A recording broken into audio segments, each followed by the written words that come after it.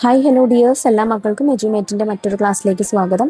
ഇന്നത്തെ ക്ലാസ്സിൽ നമ്മൾ ഇനി നോക്കാനായിട്ട് പോകുന്നത് 5ാം ക്ലാസ്സിലെ മക്കളുടെ കേരള പാഠാവലിയുടെ ഒരു മോഡൽ ചോദ്യ പേപ്പറാണ്. നമ്മൾ already 4 question papers set upload ചെയ്തിട്ടുണ്ട്.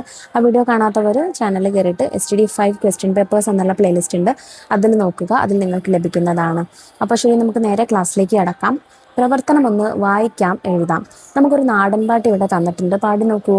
പുഞ്ചയിലെ വിത്തെറിഞ്ഞ കളപറിച്ചേ കിളകിളച്ചേ, കിള കഴിഞ്ഞേ വളമിറങ്ങേ, വിത്തെറിഞ്ഞേ കളപറിച്ചേ കതിരുവന്നേ, കനവു വന്നേ നിരനിരന്നേ, കതിരുവന്നേ കതിരുവന്നേ, പയുപയുത്തേ കൊയ്തെടുത്തേ, മെതി കഴിഞ്ഞേ പൊലി അളന്നേ, പറ നിരന്നേ പൊലിമ വന്നേ, പൊലരി വന്നേ കിളികളെല്ലാം പറ പറന്നേ, തളിരണിഞ്ഞേ മാനം പുളിഞ്ഞേ. ഒരു പാടത്ത് കൃഷി ഇറക്കി അത് വിളവെടുക്കുന്ന സമയം വരെയുള്ള ഓരോ ഘട്ടങ്ങളാണ്, അല്ലെങ്കിൽ ആ ഒരു കാര്യത്തെക്കുറിച്ചാണ് ഈ നാടൻ പാട്ടിൽ പറഞ്ഞിരിക്കുന്നത്. ഇതുമായിട്ട് ബേസ് ചെയ്ത കുറച്ച് ചോദ്യങ്ങളുണ്ട്, നോക്കൂ. ചോദ്യം 1, എപ്പോഴാണ് കള പറിച്ചത്? കിള കഴിഞ്ഞപ്പോൾ, കതിര് വന്നപ്പോൾ, കൊയ്ത്തു കഴിഞ്ഞപ്പോൾ, വിത്തെറിഞ്ഞപ്പോൾ. വിത്തെറിഞ്ഞപ്പോൾ ആണ്. ചോദ്യം 2, കതിര് പൈ പഴുത്തേ എന്നതുകൊണ്ട് ഉദ്ദേശിച്ചത് എന്താണ്? പതിരായി, മൂത്ത് പാകമായി, കേടായി. 1 മാത്രം ശരി, 2 മാത്രം ശരി, 1ഉം 2ഉം ശരി, എല്ലാം തെറ്റ്. 2 മാത്രമാണ് ശരി, അതായത് മൂത്ത് പാകമായതാണ് അതുകൊണ്ട് ഉദ്ദേശിക്കുന്നത്. ചോദ്യം 3, കതിര് വന്നേ കനവു വന്നേ എന്നതിൻ്റെ ആശയം താഴെ പറയുന്നതിൽ ഏതാണ്? 1, നെൽക്കതിരുകൾ കണ്ടപ്പോൾ മനസ്സിൽ പ്രതീക്ഷകൾ ഉണ്ടായി. 2, കതിരെല്ലാം പൊഴിഞ്ഞുപോയി.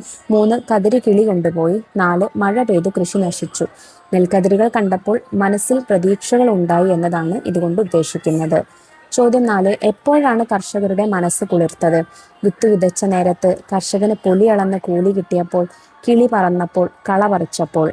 കർഷകന് പൊലി അളന്ന് കൂലി ലഭിച്ച സമയത്താണ് അദ്ദേഹത്തിന് മനം കുളിർത്തത്. പ്രവർത്തനം 2, സംഭാഷണം. അതിലെ 1ാമത്തെ ചോദ്യം, ഒരു ദിവസം ഞാൻ ശരിക്ക് ഇപ്പോഴും ഓർക്കുന്നു. അമ്മയോട് പഴങ്കഞ്ഞി വാങ്ങി കുടിച്ച ശേഷം കൂട്ടുകാരെ തേടിയിറങ്ങി. എൻ്റെ ഒരു അയൽക്കാരൻ എന്നോടൊപ്പം പ്രായമുള്ള അയാളുടെ മകനുമായി സ്കൂളിലേക്ക് പോകുന്നു. എന്നെ കൂടി കൊണ്ടുപോകാമോ എന്നായി ഞാൻ. അയാൾ സമ്മതിച്ചു. അങ്ങനെയാണ് ഞാൻ സ്കൂളിൽ ചേർന്നത്. സ്കൂളിൽ ചേർന്ന ദിവസം വൈകിട്ട് വീട്ടിലെത്തിയ കുട്ടിയും അമ്മയും തമ്മിൽ നടക്കാനിടയുള്ള സംഭാഷണം എപ്രകാരമാകാം, എഴുതൂ. അമ്മ, നീ എവിടെയായിരുന്നു ഇത്ര നേരവും? കുട്ടി, അമ്മേ, ഞാൻ പള്ളിക്കൂടത്തിൽ ചേർന്നു. അമ്മ, പള്ളിക്കൂടത്തിലോ? കളിക്കാനാണെന്നും പറഞ്ഞല്ലേ രാവിലെ ഇവിടെ നിന്ന് ഇറങ്ങിയത്? കുട്ടി, ആ ശരിയാ, പക്ഷെ എൻ്റെ കൂട്ടുകാരനെയും കൊണ്ട് അവൻ്റെ അപ്പച്ചൻ സ്കൂളിൽ പോകുന്നത് കണ്ടപ്പോൾ ഞാൻ ചോദിച്ചു എന്നെ കൂടി കൊണ്ടുപോകുമോ എന്ന്. അവരുടെ കൂടെ ഞാനും പോയി സ്കൂളിൽ. അമ്മ, സാറന്മാരെന്തു പറഞ്ഞു? കുട്ടി, അവർ ചില ചോദ്യമൊക്കെ ചോദിച്ചു. ഞാൻ അതിനൊക്കെ ഉത്തരം പറഞ്ഞു. മിടുക്കനാണല്ലോ എന്ന് ഒരു സാറ് പറഞ്ഞു. നാളെയും പോണം. അമ്മ, ആ പോയി പഠിക്ക്. ഇനി ഫീസിനും ഭക്ഷണത്തിനും കൂടി ഞാൻ കഷ്ടപ്പെടണമല്ലോ എന്ന് ഓർക്കുമ്പോഴാ വിഷമം. എന്നാലും നീ പഠിച്ചോ. ഇതിലെ 2ാമത്തെ ചോദ്യം, ഈ സ്വാധീന ശക്തി നിമിത്തം പണക്കാരുടെ കുട്ടികൾ പോലും എൻ്റെ പരമാധികാരത്തിന് കീഴിലാണ് അന്ന് വർത്തിച്ചു പോന്നത്. കാരണം ധാരാളം കഥകൾ എനിക്ക് കൂട്ടുകാരോട് പറയാനുണ്ടായിരുന്നു. കാര്യം കൂട്ടുകാർക്ക് എന്നെ ഭയമായിരുന്നു. 1, കാരണവും കാര്യവും തെറ്റ്. 2, കാരണം ശരി കാര്യം തെറ്റ്. 3, കാര്യം മാത്രം ശരി. 4, കാര്യവും കാരണവും ശരി. ഇതിലെ കാരണം ശരിയും കാര്യം തെറ്റുമാണ്, അതായത് 2ആണ് ശരിയായിട്ടുള്ളത്. പ്രവർത്തനം 3, ചിന്തകൾ. അടികൊണ്ട് ഞാൻ ഏങ്ങലടിച്ചു കരഞ്ഞുകൊണ്ടിരുന്നു. പക്ഷേ ഇടയ്ക്കിടയ്ക്ക് മുഖം തിരിച്ച് ആ സ്നേഹഗംഭീരമായ കണ്ണുകൾ തുടയ്ക്കുന്നുണ്ടായിരുന്നു. മകനെ തല്ലിയ ദിവസം അമ്മയുടെ മനസ്സിലെ ചിന്തകൾ എന്തൊക്കെയായിരിക്കാം, സങ്കല്പിച്ചെഴുതൂ. പഠിക്കണമെന്ന് പറഞ്ഞു വാശി പിടിക്കുന്ന മകനെ തല്ലേണ്ടി വന്ന അമ്മയാണ് ഞാൻ. എൻ്റെ നിസ്സഹായത ഞാൻ ആരോട് പറയും? പഠിക്കണമെന്നും വലിയ ആളാകണമെന്നും അമ്മയെ നല്ല രീതിയിൽ നോക്കണമെന്നും എല്ലാം അവൻ ആഗ്രഹം കാണും. പക്ഷേ അച്ഛനില്ലാത്ത കുട്ടികളെ വളർത്താൻ ഞാൻ പെടാപാട് പെടുന്നത് ആരറിയാൻ? കൂലിപ്പണി ചെയ്ത് മക്കൾക്ക് വയറ് നിറച്ച് ഭക്ഷണം കൊടുക്കാൻ പറ്റുന്നില്ല. സ്കൂളിലെ ഫീസും കൂടി എങ്ങനെ എനിക്ക് താങ്ങാൻ പറ്റും? മക്കളെ ഒന്ന് സ്നേഹിക്കാനോ ലാളിക്കാനോ അവരുടെ ആവശ്യങ്ങൾ സാധിച്ചു കൊടുക്കാനോ പറ്റാത്ത അവസ്ഥയായി പോയല്ലോ എൻ്റേത്. പ്രവർത്തനം 4, ആസ്വാദനക്കുറിപ്പ് തയ്യാറാക്കുക. നമുക്കൊരു കവിത തന്നിട്ടുണ്ട്.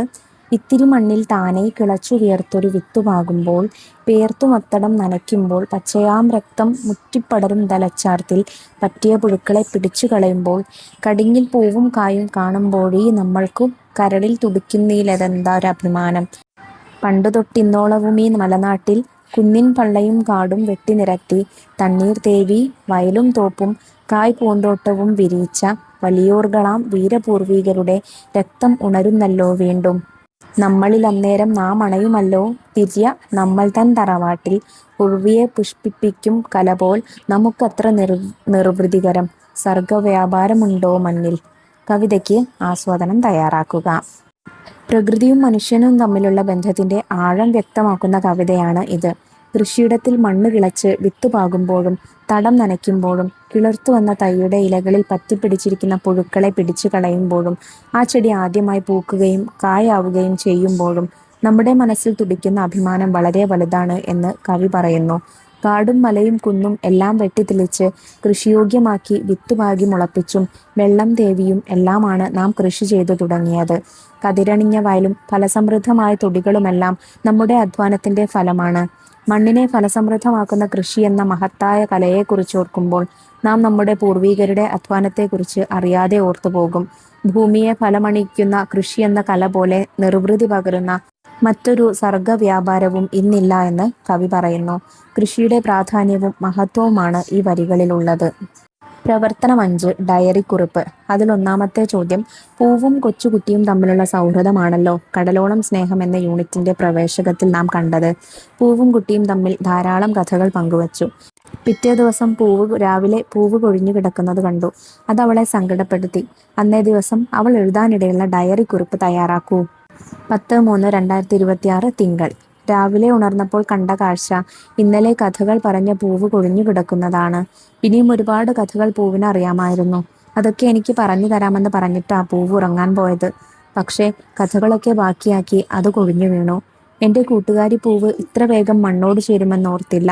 ഞാൻ കരയുന്നത് കണ്ട് അമ്മച്ചെടി സമാധാനിപ്പിച്ചു. കഥകൾ പറയാൻ ചിലരെയൊക്കെ ഏൽപ്പിച്ചിട്ടാണത്രേ അവൾ പോയത്. അവളെപ്പോലെ കുഞ്ഞു പൂക്കൾ വേറെയും വിരിഞ്ഞു നിൽപ്പുണ്ടായിരുന്നു.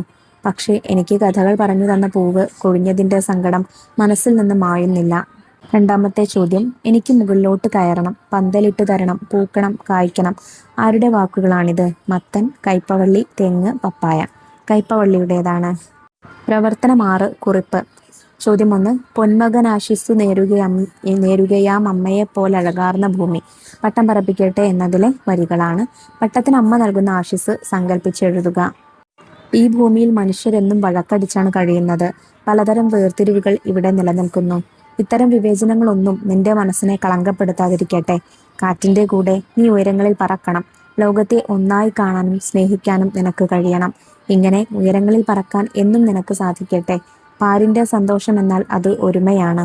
വേർതിരിവുകളും വിവേചനങ്ങളും സ്പർശിക്കാത്ത നിന്റെ ജീവിതം എല്ലാവർക്കും മാതൃകയാവട്ടെ. രണ്ടാമത്തെ ചോദ്യം, എനിക്ക് ഫീസും ആഹാരവും തരാൻ വിഷാദഭാവത്തോടുകൂടി ബുദ്ധിമുട്ടുന്ന എൻ്റെ അമ്മയുടെ ആ നിസ്സഹായാവസ്ഥയാണ് ആദ്യമായി എൻ്റെ കൊച്ചു ഹൃദയത്തിൽ ചിരട്ടത്തീ കത്തിച്ചു തുടങ്ങിയത്. ചിരട്ടത്തീ കത്തിക്കുക എന്ന പ്രയോഗത്തിന്റെ അർത്ഥമെന്ത്? ചിരട്ടയിൽ തീ കത്തുക, അടങ്ങാത്ത രോഷം, മനസ്സിനേറ്റ വേദനയുടെ തീവ്രത, ഉറച്ച തീരുമാനം. എന്താണ് മക്കളെ? മനസ്സിനേറ്റ വേദനയുടെ തീവ്രതയാണ്. ഇതിലെ മൂന്നാമത്തെ ചോദ്യം, അയ്യോ പാവം, അമ്മൂമ്മ അവനെ എടുത്ത് വേഗം അടുപ്പിനരികത്ത് കൊണ്ടുപോയി കിടത്തി. ആരെക്കുറിച്ചാണ് ഇവിടെ പറയുന്നത്? പൂച്ചക്കുഞ്ഞിനെ കുറിച്ച്, പെരുമ്പാമ്പിൻ കുഞ്ഞിനെ കുറിച്ച്, ആമക്കുഞ്ഞിനെ കുറിച്ച്, നായക്കുട്ടിയെ കുറിച്ച്. പെരുമ്പാമ്പിൻ കുഞ്ഞിനെ കുറിച്ചാണ് പറയുന്നത്. പ്രവർത്തനം 7 എൻ്റെ അമ്മ എന്ന അനുഭവക്കുറിപ്പ് സ്കൂളിൽ പഠിച്ചല്ലോ. അതിലെ അനുഭവങ്ങൾ നിങ്ങളെ സ്വാധീനിച്ചിട്ടുണ്ടാകും. അതേക്കുറിച്ച് അന്നേ ദിവസം നിങ്ങൾ എഴുതുന്ന ഡയറി കുറിപ്പ് തയ്യാറാക്കൂ. 10/3/2026 തിങ്കൾ. എൻ്റെ അമ്മ എന്ന അനുഭവക്കുറിപ്പാണ് ഇന്ന് മലയാളം ക്ലാസ്സിൽ പഠിച്ചത്. ആ അനുഭവങ്ങൾ എന്നെ ഏറെ സങ്കടപ്പെടുത്തി. പഴയകാലത്ത് പലരുടെയും ജീവിതം കഷ്ടപ്പാടുകൾ നിറഞ്ഞതായിരുന്നു എന്ന് മനസ്സിലാക്കാൻ കഴിഞ്ഞു. ഏറ്റവും പ്രയാസം തോന്നിയത് ഇംഗ്ലീഷ് സ്കൂളിൽ പോകണമെന്ന് പറഞ്ഞപ്പോൾ വർക്കിയെ അമ്മ തള്ളിയതാണ്. എല്ലാവരും 4ാം ക്ലാസ്സിൽ നിന്ന് ജയിച്ച ശേഷം ഇംഗ്ലീഷ് സ്കൂളിൽ പോയി തുടങ്ങിയിരുന്നു. വർക്കിയെ മാത്രം സ്കൂളിൽ വിട്ടില്ല. അതിനെക്കുറിച്ച് ചോദിച്ചപ്പോൾ അമ്മ നല്ല തല്ലു കൊടുക്കുകയും പോയി വല്ല ജോലിയും എടുക്കാൻ പറയുകയാണ് ചെയ്തത്. അത് ആ കുട്ടിയെ എത്രത്തോളം വിഷമിപ്പിച്ചിട്ടുണ്ടാകും. അവൻ കരയുന്നത് കണ്ടപ്പോൾ അമ്മയും കരയുന്നുണ്ടായിരുന്നു. പക്ഷേ എല്ലാ പ്രതിബന്ധങ്ങളെയും തരണം ചെയ്ത് വർക്കി എന്ന ആ കുട്ടി അറിയപ്പെടുന്ന എഴുത്തുകാരനായി. അതോർത്തപ്പോൾ സന്തോഷം തോന്നി. പ്രവർത്തനം 8 കഥാപാത്ര പരിചയം. ഭർത്താവ് മരണപ്പെട്ടു. കുട്ടികളെ വളർത്താൻ കഷ്ടപ്പെട്ടു. അവർക്ക് ഫീസും ആഹാരവും കൊടുക്കാൻ വിഷാദഭാരത്തോടെ ബുദ്ധിമുട്ടി. സൂചനകൾ പ്രയോജനപ്പെടുത്തി എൻ്റെ അമ്മ എന്ന അനുഭവക്കുറിപ്പിലെ അമ്മയെക്കുറിച്ച് കുറിപ്പ് തയ്യാറാക്കുക. എൻ്റെ അമ്മ എന്ന അനുഭവക്കുറിപ്പിലെ അമ്മ വിധവയാണ്.